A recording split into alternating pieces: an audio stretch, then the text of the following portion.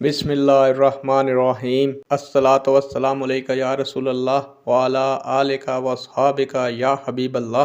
अस्सलामु अलैकुम मुअज़्ज़ज़ नाज़रीन व सामीन। अल्लाह ताला से दुआ करता हूँ कि अल्लाह ताला आप लोगों को खुश व खुर्रम रखे और आप लोगों की तमाम तकालीफ परेशानियों को दूर फरमाए, आपको दिन दुगनी रात चुगनी तरक्की अता फरमाए। प्यारे दोस्तों, आज की वीडियो का अनवान है, क्या गैर मुस्लिम रियासत में इस्लामी सज़ाएँ काबिल इत्तलाक हैं?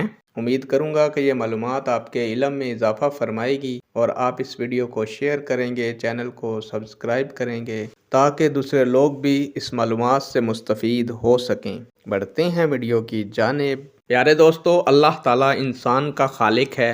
वो अपनी मखलूक और उनके मसाले का सबसे बढ़कर इल्म रखता है कि क्या चीज़ इंसान को फ़ायदा पहुंचाती है और किस से इंसान को नुकसान हो सकता है। अल्लाह ताला ने अजीम हिकमतों के पेश नज़र मुआशरे में जराइम की रोकथाम और अमन व अमान बहाल रखने के लिए सज़ाओं का निज़ाम कायम किया है।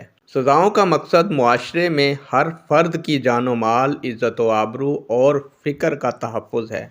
ये सज़ाएँ इलाक़ाई नहीं हैं, ना किसी ख़ास मुआशरे के लिए हैं, बल्कि इनकी नौयत आफाकी है।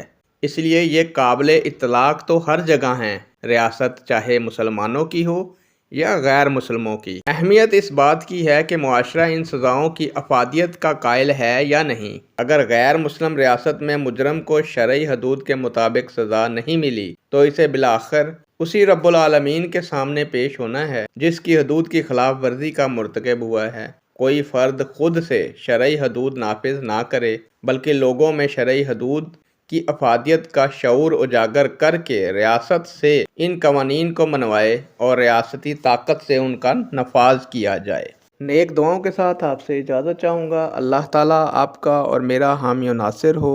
अल्लाह हाफिज़।